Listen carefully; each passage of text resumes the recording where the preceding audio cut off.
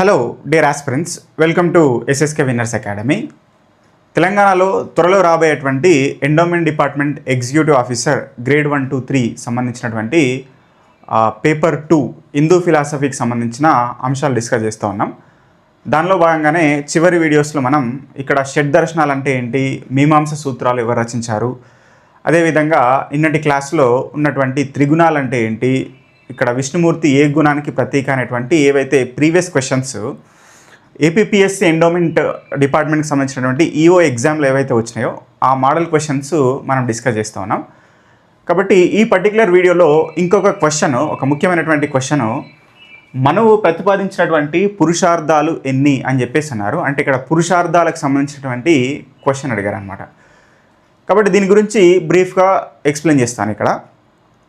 So ఇక్కడ మనం తెలుసుకోవాల్సింది చూడండి, క్వశ్చన్ ఇక్కడ చూస్తే మనువు ప్రతిపాదించిన పురుషార్థాలు అని అడిగారు. అంటే ఇక్కడ ఆప్షన్స్లో చూస్తే ఆప్షన్స్లో 1, 2, 3, 4 అని చెప్పేసి ఉన్నాయి.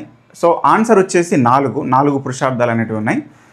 అయితే ఇక్కడ కాన్సెప్ట్ అర్థం చేసుకుంటే మనువు అంటే ఎవరు, ఇక్కడ పురుషార్థాలు అంటే ఏంటి అనేటువంటిది మనం ఫస్ట్ ఆఫ్ ఆల్ చూస్తాము.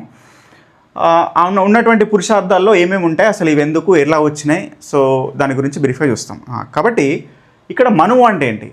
మనువు అంటే ఈ మానవ జాతికి మూలమైనటువంటి బీజమైనటువంటి ఒక వ్యక్తిని ఇక్కడ మనువు అని చెప్పేసి మన హిందూ ధర్మశాస్త్రాలు చెప్తున్నాయి అన్నమాట. సనాతన ధర్మశాస్త్రాలు మనువు అనేటువంటి ఒక వ్యక్తి గురించి మాట్లాడతాయి. అంటే ఇక్కడ నిన్నటి గురించి మనం మాట్లాడుకున్నట్టుగా త్రిమూర్తులు అనేటువంటి కాన్సెప్ట్ చెప్పాను. త్రిమూర్తుల్లో బ్రహ్మ, విష్ణు, మహేశ్వరుడు అంటే శివుడు అనేటువంటి త్రిమూర్తుల గురించి చెప్తారు. సో మాట్లాడుకున్నట్టుగా బ్రహ్మ అంటే సృష్టికర్త, అంటే ఈ సృష్టి ఈ సృష్టిని నిర్మించింది, ఈ సృష్టికి కర్త అయినటువంటి వ్యక్తి బ్రహ్మ అని చెప్పేసి ఆయన ఒక త్రిమూర్తులు ఒకడైనటువంటి వ్యక్తి, ఒక దేవుడిగా మనం నిన్న చూసాం. అయితే ఎప్పుడైతే ఈ సృష్టిని బ్రహ్మ ఏర్పాటు చేసినాడో, సో ఆయన ఒక వ్యక్తిని మొట్టమొదటిసారిగా జనింపజేశారనమాట. అంటే మనువు అనేటువంటి ఒక వ్యక్తిని ఫస్ట్ ఆఫ్ ఆల్ బ్రహ్మ పుట్టించారు. సో ఆయన ద్వారా ఈ మానవ జాతి అంతా పుట్టిందని మన హిందూ ధర్మశాస్త్రాల ప్రకారం నేర్చుకుంటాం. అంటే ఈ మనుషులందరూ, ఈరోజు ఉన్నటువంటి మనుషులందరికీ బీజమైనటువంటి ఒక వ్యక్తి ఇక్కడ మనువు అని చెప్తారనమాట. కాబట్టి మనువు ఆయన ఒకసారి ఆయన ఏర్పడిన తర్వాత ఆయన నుంచే ఈ మానవ జాతి అంతా వచ్చింది. మరి అట్లా మొట్టమొదటి వ్యక్తి అయినటువంటి మనువు ఆయన కొన్ని ధర్మశాస్త్రాలు కూడా రచించాడనమాట. మనువు రచించినటువంటి కొన్ని శాస్త్రాలు కూడా ఉన్నాయి ఆయన రచించినటువంటివి. అంటే ఈ లోకంలో పుడుతున్న మానవ రూపాన్ని తీసుకుంటున్నటువంటి ప్రతి వ్యక్తి ఏ విధంగా జీవించాలి, అంటే లౌకికంగా, అదేవిధంగా సో అన్ని విధాలుగా ఈ జీవితాన్ని ఏ రకంగా గడపాలని చెప్పేసి కొన్ని ధర్మశాస్త్రాలు రచించారు. దానిలో ముఖ్యమైనటువంటిది మనువు రాసినటువంటి మనుస్మృతి అంటాం. మనుస్మృతి అంటే ఇది మానవ ధర్మశాస్త్రము. అంటే మానవుడు ఈ లోకంలో ఏ విధంగా జీవించాలి అనే దాని గురించి ఆ పుస్తకంలో చెప్పారని చెప్పేసి అంటాము. మరి దానిలోనే ఈ చాతుర్వర్ణ వ్యవస్థ గురించి ఉందని, ఓకే. సో మరి ఈ మానవ ధర్మశాస్త్రమైనటువంటి ఈ మనుస్మృతి గురించి చాలా కాంట్రవర్సీ ఉండింది. మనం ఎప్పుడైతే ఇక్కడ అంబేద్కర్ గారు ఈ చాతుర్వర్ణ వ్యవస్థకి వ్యతిరేకంగా పోరాడుతున్నప్పుడు దాన్ని వ్యతిరేకించారని, సరే ఇవన్నీ మనం చరిత్రలో చదువుతాం, సరే వాటెవర్. కాబట్టి ఈ మానవ ధర్మశాస్త్రం అనేటువంటి మనుస్మృతి రచించినటువంటి అంటే ఈ మానవ జాతికి ఆది వ్యక్తి అయినటువంటి ఎవరైతే మనువు ఉన్నారో ఆయన చెప్పినటువంటి 4 పురుషార్థాలు అనేటువంటివి ఉన్నాయి. పురుషార్థాలు అంటే మనిషి జీవితాన్ని సమతుల్యంగా జీవించడానికి ఉండేటటువంటి 4 ఇక్కడ భాగాలు, అంటే మనిషి జీవితంలో ఉండేటువంటి భాగమై ఉండేటటువంటి 4 థింగ్స్ ఇక్కడ, వాటిని మనం పురుషార్థాలు అని చెప్పేసి అంటాం. ఇక్కడ పురుషార్థాలు అంటే చూడండి, పురుష ప్లస్ అర్థం. పురుష అంటే మానవుడు, అర్థము అంటే యాక్చువల్గా లక్ష్యం అన్నమాట, ప్రయోజనం అంటే లక్ష్యం, అల్టిమేట్ గోల్. అంటే మనిషి ఈ పర్టిక్యులర్ మానవ జన్మను తీసుకున్న తర్వాత సమతుల్యమైనటువంటి జీవితాన్ని లక్ష్యంగా పెట్టుకుంటే ఈ 4 పురుషార్థాలను పాటించాలి అని చెప్పేసి మనుస్మృతిలో చెప్పడం అనేటువంటిది జరిగిందనమాట. కాబట్టి ఆ పర్టిక్యులర్ 4 పురుషార్థాలు అనేటువంటి ఏంటంటే ఇక్కడ ధర్మం, అర్థం, కామం, మోక్షం అని చెప్పేసి 4 విధాలుగా చెప్తారు. అంటే మనువు ప్రతిపాదించినటువంటి పురుషార్థాలు ఎన్ని అంటే 4 అన్నమాట. ధర్మ, అర్థ, కామ, మోక్ష. అంటే చూడండి, ఇప్పుడు మనం జనరల్గా టెంపుల్కి వెళ్తాం అనుకో, టెంపుల్లో పురోహితులు అర్చన చేసేటప్పుడు కూడా ఇది చెప్పమంటారు మనం వాళ్ళు పూజ చేసేటప్పుడు. ఇక్కడ ధర్మార్థ కామమోక్ష చతుర్విధ ఫలపురుషార్థ సిద్ధ్యర్థం అని చెప్పేసి మనతో అనిపిస్తారు అన్నమాట.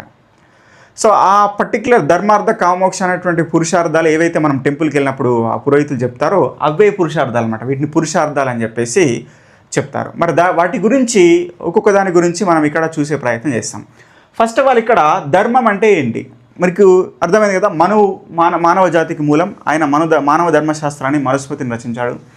దానిలో భాగంగానే ఆయన ఇక్కడ 4 పురుషార్థాలను ప్రతిపాదించారు ఒక మనిషి తన జీవిత కాలంలో సమతుల్యమైనటువంటి జీవనాన్ని గడపడం కోసం. అవే ధర్మార్థ కామమోక్ష. అయితే ధర్మం అంటే ఇక్కడ సత్యం అహింస క్రమశిక్షణతో ఓకే చూడండి ఇక్కడ సత్యం అహింస క్రమశిక్షణతో సామాజిక బాధ్యతలు నిర్వర్తించడం అన్నమాట. అంటే మనిషి ఈ లోకంలో జన్మించిన తర్వాత సో అటాచ్మెంట్స్ బంధాలు ఉంటాయి. అంటే ఒక తల్లికి కొడుకుగా తండ్రికి కొడుకుగా ఒక భార్యకి భర్తగా ఒక కొడుకుకి ఒక కూతురికి తండ్రిగా రకరకాలైనటువంటి బాధ్యతలు నిర్వర్తించాల్సి ఉంటుంది. డబ్బుని సంపాదించాల్సి ఉంటుంది, వాళ్ళకి కావాల్సినవి ఇవ్వాల్సి ఉంటుంది, వాళ్ళకి ఆరోగ్యం బాగాలేకపోతే చూసుకోవాల్సి ఉంటుంది. ఓకే సో ఈ రకంగా రకరకాలైనటువంటి సామాజిక బాధ్యతలు నిర్వర్తించేటటువంటి మనిషి తన జీవితకాలం మొత్తం కూడా ధర్మంతో మెలగాలి అని చెప్పారు. ధర్మం అంటే సత్యం అహింస క్రమశిక్షణ సిస్టమేటిక్నెస్ ఉండాలి.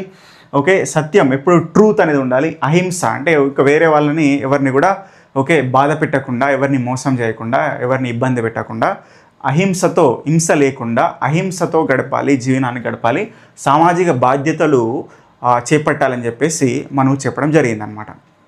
అయితే ఇంకా 3 ఉన్నటువంటి ఏవైతే మనకు అర్థం కామం మోక్షం అనేటువంటి ఇంకా 3 పురుషార్థాలు ఏవైతే ఉన్నాయో ఆ 3 పురుషార్థాలకి ఇది బేస్ అయి ఉంటుంది, ఇది పునాదిలాగా ఉంటుందని చెప్పారు మనం. అంటే అర్థం కామం మోక్షం ఈ 3ంటికి కూడా ఈ ధర్మం అనేటువంటిది బేస్గా ఉండాలి. అంటే ఈ 3ంటిలో కూడా దీన్ని అనువర్తించాలి అని చెప్పేసి చెప్పారనమాట. కాబట్టి నెక్స్ట్ చూద్దాం అర్థం అంటే ఏంటి. అర్థం ధర్మ అర్థం. నెక్స్ట్ ఇక్కడ అర్థం అంటే చూడండి మనకు అర్థశాస్త్రం ఎకానమీ అర్థశాస్త్రం అంటాం. అర్థం అంటే యాక్చువల్గా డబ్బును సూచిస్తుంది అనమాట. అర్థం అంటే ఇక్కడ చూడండి జీవించడానికి అవసరమగు సంపద మరియు వనరులు అంటే వెల్త్ అండ్ రిసోర్సెస్ని ఎర్న్ చేసుకోవడానికి సంపాదించుకోవడానికి చూపించేటటువంటి ఇంకొక పురుషార్థం ఏంటంటే అర్థం. అంటే మనిషి తన జీవిత కాలంలో ఉండేటువంటి సామాజిక బాధ్యతలు అనేటివి నిర్వర్తించాలంటే డబ్బు అనేటువంటిది అవసరం. ఓకే అంటే ఇప్పుడు అంటే డబ్బు అవసరం, ఇంతకుముందు సంపదలు అవసరం అంటే వెల్త్ అవసరం లేదా వనరు రిసోర్సెస్ అవసరం అనమాట. ఓకే అంటే అప్పట్లో వస్తు మార్పిడి జరిగేది, ఒక డబ్బు అనేది లేదు ముందు నుంచి. ఈరోజు పూర్తిగా డబ్బుమయం అయిపోయింది. మనం చదువుకుంటాం ఒకప్పుడు వస్తు మార్పిడి ఉండేది, నీ దగ్గర ఉన్న వస్తువు నాకు ఇస్తే నా దగ్గర ఉన్న వస్తువు నీకు ఇస్తాను. వస్తువు అంటే రిసోర్స్. కాబట్టి ఆ రకంగా రిసోర్స్ని కానీ వెల్త్ని కానీ సంపాదించుకోవడానికి సూచించేటటువంటి పురుషార్థం ఏంటంటే ఇక్కడ అర్థం అనేటువంటి పురుషార్థం. అయితే అది కూడా ఎలా ఉండాలి, జీవించడానికి అవసరమగు సంపద మరియు వనరులు స్వార్థంతో కాకుండా ధర్మబద్ధంగా సంపాదించుకోవాలని చెప్తున్నారు అనమాట. అంటే మన సంపాదన అర్థం అనేటువంటి పురుషార్థంలో ఏం చెప్పారు, so whatever the things you need, whatever it may be the wealth or resources that you should earn. Okay so with dharma but not in the greed, స్వార్థంతో కాకుండా ధర్మంతో సంపాదించుకోవాలి అని చెప్పేసి మనకు సెకండ్ పురుషార్థంలో చెప్తున్నారు అనమాట. So that's what the thing. Next 3వ పురుషార్థం కామ. సో 4 పురుషార్థాల్లో 3వది కామ. ఈ కామలో ఏం చెప్పాలంటే కోరికలు మరియు అనుభూతులను తీర్చుకోవడం ధర్మబద్ధంగా. చూడండి ధర్మబద్ధంగా మనకున్నటువంటి కోరికలు మరియు అనుభూతులను తీర్చుకోవడం. కాబట్టి చూడండి ఇక్కడ కామం అనగానే మనకు ఒక జనరల్గా మనకు కామం అంటే ఒక మానవ సంపర్కం, ఒక స్త్రీ పురుషుల మధ్య ఉండేటువంటి ఒక ఆకర్షణ, ఒక సంపర్కం, అది అని అనుకుంటాం. అంటే వాస్తవంగా జనరలైజ్డ్ అర్థం ఏంటంటే కామం అంటే కోరిక అని చెప్పేసి.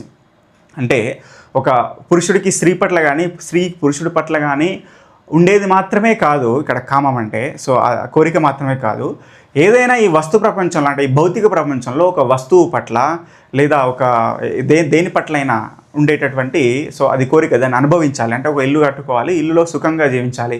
ఒక కారు కొనుక్కోవాలి, కారులో సుఖంగా ఎక్కడికన్నా ప్రయాణం చేయాలి. ఒక బైక్ కొనుక్కోవాలి, లేకపోతే నేను ఒక పెద్ద జాబ్ రావాలి, బాగా డబ్బు సంపాదన. ఇదంతా కోరిక అనేటువంటి దానికి జనరలైజ్డ్ మీనింగ్ ఏంటంటే దానికి ఏంటంటే కామం అని చెప్పేసి. కామ అంటే అది.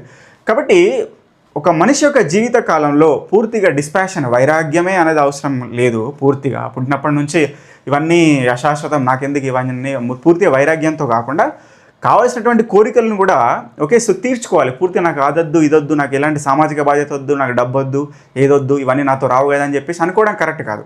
ఓకే, వీటిని కూడా అంటే మానవ రూపంలో మనం పుట్టినాం కాబట్టి వీటిని కూడా కొంతవరకు సాటిస్ఫై చేయాల్సి ఉంటుంది అని పురుషార్థాల్లో మనకు చెప్పారనమాట మానవ ధర్మశాస్త్రంలో. కాబట్టి కామ అంటే అది.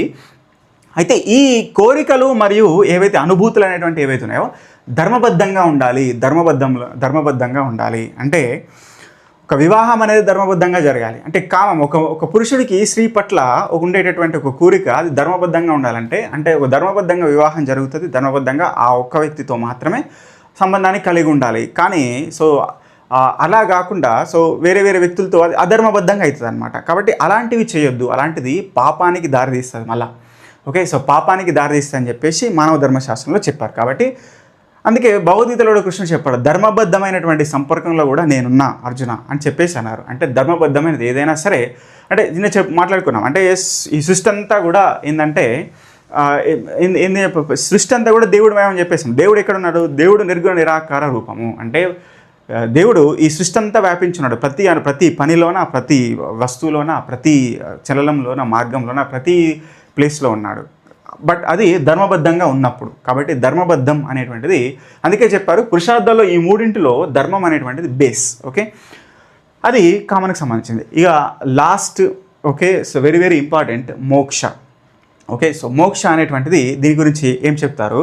మోక్షం అంటే జీవితం యొక్క అంతిమ లక్ష్యం. దీన్నే వాస్తవంగా సాల్వేషన్, మోక్షం లేదా ముక్తి, ఇంగ్లీష్లో అయితే సాల్వేషన్ అని చెప్పేసి అంటారు. సో ఇది చాలా చాలా ఇంపార్టెంట్ అండి సార్. చూడండి, ఇప్పుడు ఈ 4 పురుషార్థాల్లో చిట్ట చివరిగా ఉన్నటువంటి పురుషార్థం మోక్ష. ఫస్ట్ ఉన్నది బేస్ అయి ఉన్నది ధర్మం, చివరిలో ఉన్నది అంతిమ లక్ష్యమై ఉన్నది మోక్షం అని చెప్పేసి అన్నారు. మరి ఏంటి మోక్షం అంటే? ఇంకా ధర్మం అనేటువంటిది ఒక మనిషి యొక్క జీవిత కాలంలో ఉన్నటువంటి 4 పురుషార్థాల్లో బేస్ అయి ఉంటే మోక్షం అనేటువంటిది సాల్వేషన్ అంటే మోక్షం అనేటువంటిది అంతిమ లక్ష్యంగా ఉన్నదని చెప్పేసి మనకు ఈ పురుషార్థాల్లో సో మానవ ధర్మశాస్త్రంలో చెప్పడం అనేటువంటిది జరిగిందనమాట. కాబట్టి ఇక్కడ అసలు ఈ మోక్షం అంటే ఏంటిది దాని గురించి ఇక్కడ బ్రీఫ్గా చూస్తే దీనికి సంబంధించి ఒక రిఫరెన్స్తో నేను ఎక్స్ప్లెయిన్ చేస్తాను. చూడండి, భగవద్గీతలో కృష్ణుడు చెప్పినటువంటి అక్షర పరబ్రహ్మ యోగం అంటే 8వ అధ్యాయంలో 15వ శ్లోకంలో చెప్పారు కృష్ణ పరమాత్మ ఏమనంటే, మాముపేప్య పునర్జన్మ దుఃఖాలయం అశాశ్వతం నాప్నువంతి మహాత్మానం సంసిద్ధం పరమాంగతిం అని చెప్పేసి అన్నారు. అంటే ఏంటి అంటే అర్జునుడితో కృష్ణుడు అంటున్నారు, అర్జున ఈ లోకము అసత్యము, అనిత్యము, సో దుఃఖము, అదేవిధంగా అశాశ్వతమని ఎప్పుడైతే మనుషులు తెలుసుకుంటారో వారు మరి ఇక్కడ దుఃఖం కానిది ఏంటిది, నిత్యమైనది ఏంటిది, సత్యమైనది ఏంటిది, శాశ్వతమైనది ఏంటిది అనే దాని గురించి వెతకడం స్టార్ట్ చేస్తారు. అట్లా వేల మంది ప్రయత్నిస్తే కొంతమంది మాత్రమే నిరంతర సాధన ద్వారా అది నేనే అని తెలుసుకుంటారు అని చెప్పేసి అన్నారు. కాబట్టి ఆ రకంగా తెలుసుకున్న వాళ్ళు ఆనాటి నుంచి ఈ లోకంతో సంబంధం లేకుండా, ఈ లోకానికి మళ్ళీ రాకుండా, అంటే ఇక్కడ జన్మ తీసుకోకుండా సో నిత్యంగా ఎప్పుడూ ఆనందమయంగా ఉండేటటువంటి నా లోకంలో నాతో పాటు జీవిస్తారు అని చెప్పేసి కృష్ణ పరమాత్మ చెప్పారు. అంటే సో ఇది ఇక్కడ ఏదైతే ఈ ప్రక్రియ ఏదైతే ఉందో అంటే ఇక్కడ సత్యమైన దాన్ని తెలుసుకోవడము, దాన్ని చేరుకోవడం అనేటువంటిదే లక్ష్యం అనేటువంటిది, అంటే మానవ జీవితం యొక్క అంతిమ లక్ష్యంగా చెప్పబడింది తత్వశాస్త్రం ప్రకారం. కాబట్టి ఇక్కడ మోక్షం అంటే ఫైండింగ్ ద ఓకే సాల్వేషన్ అంటే ఎటర్నిటీ ఏదైతే ఉందో దానికి చేరుకోవడం అన్నమాట. కాబట్టి సో ఈ పురుషార్థాల్లో ఈ 3 ఈ విధంగా మనిషి యొక్క బ్యాలెన్స్డ్ జీవితాన్ని గడపడం ఎలాగో చెప్పడానికి ఈ 4 పురుషార్థాలు వివరించబడినాయి అన్నమాట.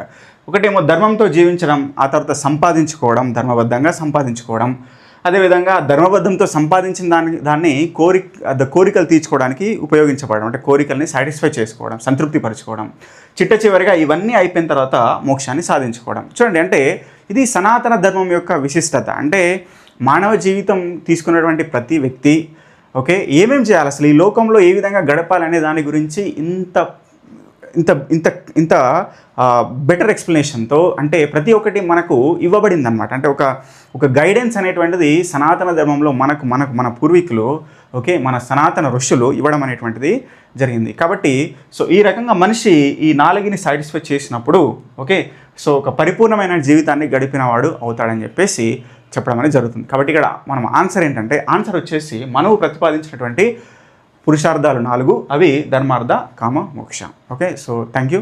నెక్స్ట్ వీడియోలో వేరే క్వశ్చన్ చూస్తాం. Thank you.